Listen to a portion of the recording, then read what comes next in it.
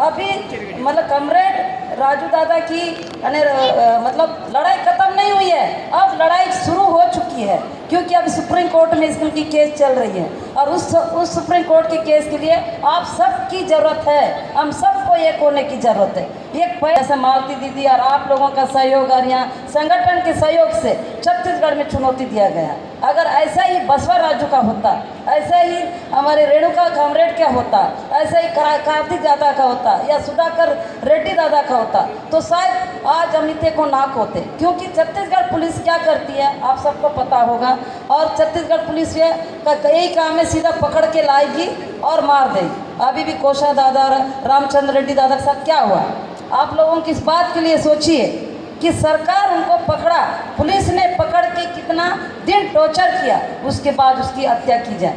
क्या मुठभेड़ दो ही व्यक्ति में हो सकता है? आप लोग साफ सोचिए। सिर्फ उसमें उस दिन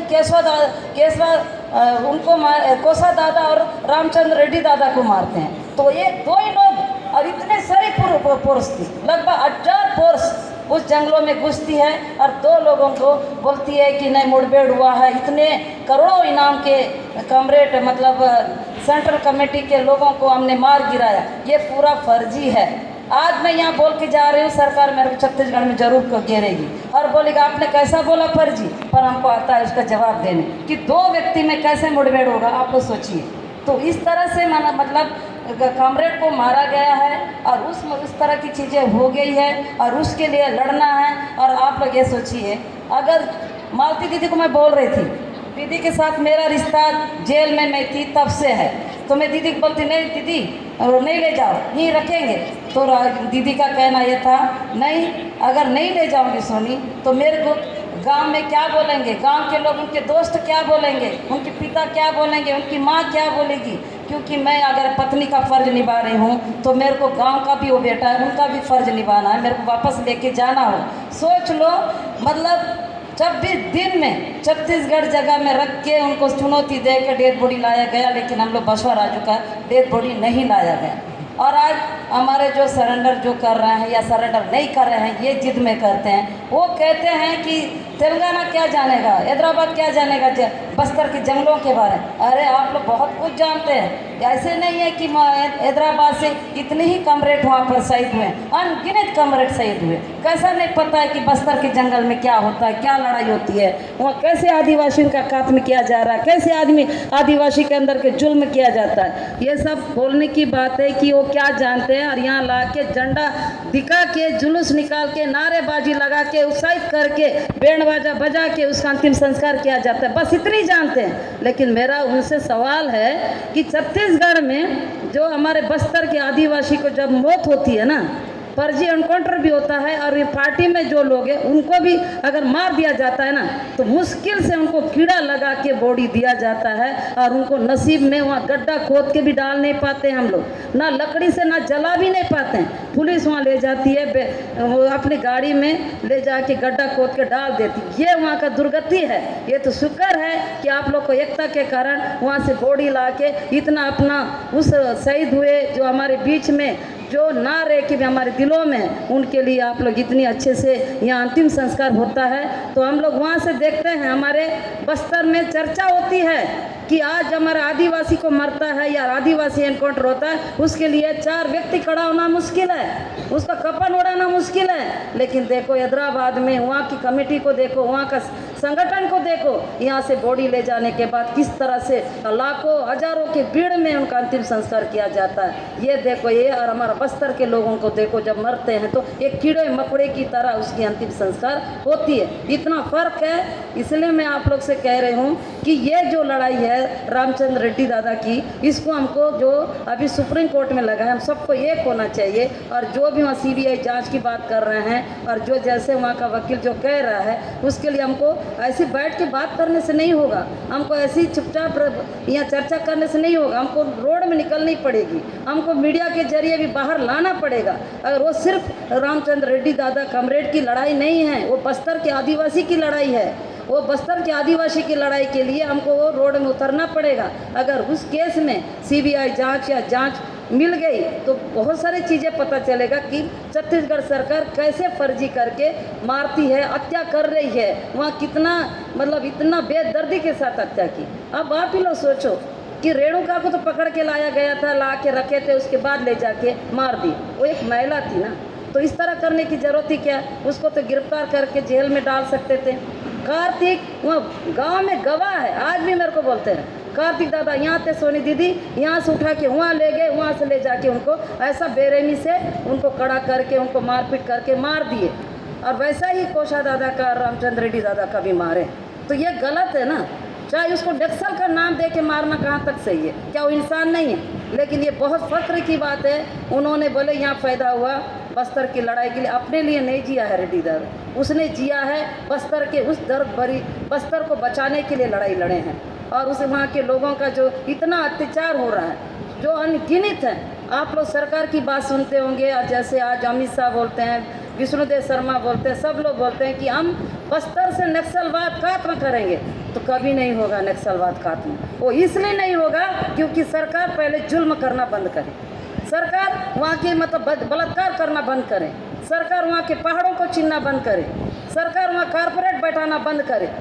तब तो होगा ना। जब वहाँ पर कारपोरेट भी बैठाएगी, हमको बेदखल हमारे जल जंगल ज़मीन से करेगी, आदिवासी को बेदखल करेगी, तो कैसे नक्सलवाद कैसे नहीं पैदा होगा? नक्सलवाद को पैदा कौन करता है? सरकार करती है। सरकार की वजह से नक्सलवाद वहाँ पनपते हैं और पैदा होते हैं। आज हम ही एक टीचर थे, तो मैं तो एक टीचर थी ना, टीचर रह के तो मैं बढ़िया अपना पढ़ा रही थी। मुझे नक्सल समर्थक वर्ग के जेलों में क्यों डाला गया?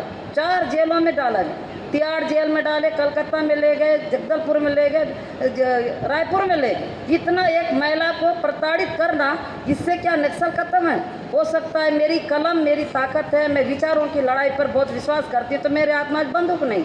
हो सकता है मेरे हाथ में भी एक दिन बंदूक ही हो जाता, क्योंकि मैं सबसे ज़्यादा कलम की ताकत को मैंने वो चीज़ को मानती हूँ और एक विचार की बात करती हूँ। तो ऐसा ही है। तो आप लोग सबको एक होने की ज़रूरत है। और आप सभी जो रेड्डी दादा क्षेत्र में आने के बाद मुझे इस बात की बहुत ही अच्छा लगा कि आप लोग सब लोग एक होके इतनी बातें सुन रहे हैं। और इसके बाद खाना खाने के बाद भी आप लोग फिर बैठिए। उस दादा ने तो 36 साल लड़ाई किया है, उस मैदान को नहीं छोड़ा। तो क्या हम लोग 7 घंटा 6 घंटा उनके लिए क्या ये चर्चा नहीं होना चाहिए? ये बातें नहीं होना चाहिए? ये बातें होनी चाहिए। आज कितना वहाँ पर अनगिनत लोग हैं जो कमरेड को शहीद होना पड़ रहा है और वहाँ पर वो कर रहे हैं। तो इसका मतलब ये नहीं है कि वो बस्तर को लूटने गए हैं, बस्तर को तबाह करने गए हैं, बस्तर के लोगों के आदिवासी को नुकसान करने गए हैं। ये मैं नहीं मानती और ऐसा है ही नहीं है। इसीलिए बस्तर जो जाएगा, बस्तर में जो देखेगा, उसको पता चलता है कि ये लड़ाई कैसे होती है। और आज जितने भी कमरेड जो शहीद हो रहे हैं, तो क्या वो अपने लिए लड़ रहे थे क्या? कितने बार उनको खाना नहीं मिला होगा, कितने खतरों से लड़ाई किए होंगे, कितने। आज उनके वजह से मैं फ़ख्र से बोलती हूँ, मेरे किस बात का डर नहीं लगता कि आज जो पहाड़ वहाँ बचा है, जंगल बचे, सब बचा, कहीं ना कहीं इनका भी बहुत बड़ा योगदान है पार्टी का। और साथ साथ हमारे आदिवासी का लड़ाई जो सलवा जुर्म से अपने खून की नदी बहते आ रहे हैं उन जंगलों को बचाने के लिए। तो इस तरह से लड़के वो लोग अपना जल जंगल ज़मीन बचाने के लिए। और अगर आज अमित शाह कह रहे हैं कि 2026 में मतलब 31 मार्च को माओवादी खत्म हो जाए, वो कोई ऐसा तंत्र विद्या है क्या कि खत्म हो जाएगा? तो स्पष्ट तो करे, कैसे खत्म होगा? आदिवासी तो पूछ ही नहीं रहे हैं। सिर्फ बड़े बड़े कॉमरेड जैसे हम बोलते हैं ना कि जैसा अब रुपेश हुआ, सोनू हुआ, ऐसे लोगों को ढूंढ रहे हैं। तो उनको ढूंढना क्या? तो हमने नहीं खोया क्या? हम भी तो खोए हैं। तो सरकार हम लोग से क्यों बात नहीं करती है? ये सब नहीं है, ये ऐसा होगा ही नहीं, क्योंकि सरकार हमारे पहाड़ों को, जंगलों को और कारपोरेट को देना नहीं छोड़ेगी। तो फिर वहाँ पर इसी तरह का लड़ाई होते रहेगा और कुल मिला के सबसे ज़्यादा नुकसान तो आदिवासी का है। और जो आज बोलते हैं ना कि आदिवासी का जीवन प्रकृति से जुड़ा है, प्रकृति और आदिवासी दोनों एक है, पर्यावरण आदि। उसी तरह तीसरा में हमें ये पार्टी भी आती है। तो आज बताइए, अगर सरकार और पार्टी दोनों के बीच में गठबंधन होता है या बातचीत हो रही है कि इस तरह का ना, तो आदिवासी कहाँ जाएंगे? आप लोग से मेरा सवाल, कहाँ जाएंगे आदिवासी? क्योंकि आज रेड्डी दादा जैसे, कोसा दादा जैसे, रेणुका जैसे, कार्तिक जैसे, सुधाकर ऐसे जैसे, रमन्ना ऐसे अनगिनत जो थे योद्धा वो नहीं है, तो आज हम आदिवासी का क्या होगा। पुलिस तो यही बोलती है, तो आप तो बहुत सपोर्ट करते हो नक्सलवाद की, तो नक्सलवाद की सपोर्ट में जो आदिवासी के लिए लड़ रहे हैं, जल जंगल की लड़ रहे हैं, हम उसका सपोर्ट करते रहेंगे। उसके बदले में अगर हमको नक्सल होने का तप्पा देते हैं तो दे दो, कोई दिक्कत नहीं है, हम झेलने को तैयार हैं। ये चीज़ें मैं और ज़्यादा बोलूँ तो बहुत सारे लोग और प्रवक्ता है बोलने के लिए, और आप लोग से मेरा यही निवेदन है कि आगे लड़ाई बची है। अब सुप्रीम कोर्ट में केस गया है, उसके लिए हम लोग सिर्फ चार दीवारी में बंद नहीं होना है। मैं संगठन साथियों से भी मैं अपील करती हूँ, तो उसके लिए हमको रोड में निकल के बड़ी लेवल पे इस लड़ाई को ले जाना होगा, जिससे अगर सुप्रीम कोर्ट ने इस बार की जांच के लिए दिया आदेश तो वो आदिवासी के लिए भी अच्छा होगा, और बाकी जो भी कमरेड इस तरह से जो मतलब मार दिया जा रहा है वो उनके लिए भी एक अच्छा होगा। तो हमको लड़ना होगा, और ये लड़ाई सिर्फ वो एक माओवादी पार्टी के लिए नहीं है, ये लड़ाई बस्तर के लोगों के लिए है। और मैं देखिए जिस दिन मालती दीदी उधर आई तो दीदी इतना परेशान थी, लेकिन मैं इनकी ताकत का बहुत भी शुक्रगुजार हूँ। और आप लोग के बीच में मतलब इन्होंने कितना मतलब पानी पिलाओ तो पानी नहीं, खाना दियो तो खाना नहीं, वो कहती रही कि नहीं मेरे को उस जगह पे जाना है। तो आज बताइए ये कितने साल जेल में रहने के बावजूद भी अब बोले आप सबकी सहयोग पीछे से रहा है, मैं नहीं बोल रही कि नहीं है, लेकिन उस जगह में नारायणपुर जैसे जगह में जाके अपना चुनौती देती है और अपने कमरेड दादा की लड़ती है, और उनको उतने दिन लड़ के भी उनको वापस लेके आती है। उन्होंने क्या मांगा था, दोबारा पोस्टमार्टम ही मांगा था, लेकिन हाई कोर्ट ने पोस्टमार्टम दोबारा के लिए नहीं दिया। तो क्या है, तो फिर भी उन्होंने हिम्मत नहीं आ रहा, अभी भी हम भी हिम्मत नहीं रहा, आप लोग को भी हिम्मत नहीं आ रहा है। और ये हमेशा हमारे रेड्डी दादा को याद करते रहेंगे। मैं बार बार बोल रही हूँ, वो हमारे बीच में नहीं है, कभी मत कहिए, वो हमारे दिलों में है, हमारे हर जगह पे, बस्तर के हर कोने कोने, हर पहाड़ों में, हर इलाकों में, हर जीव जंतु में है समा गए। हर कोई उसने एक इतिहास रच के जितने भी शहीद वो चले गए हैं, लेकिन उनकी यादें उनके हमारे दिलों में है, हम कभी नहीं भूलेंगे। तो जब भी उनके लिए सोचा जाना है इसी तरह भीड़ के साथ करनी चाहिए। और आगे आप लोग का रिश्ता और बस्तर का रिश्ता एक लड़ाई के लिए हुआ, तो इसको हमको मजबूती करके एक दूसरे का दुख के लिए एक साथ खड़े होकर आगे लड़ना है।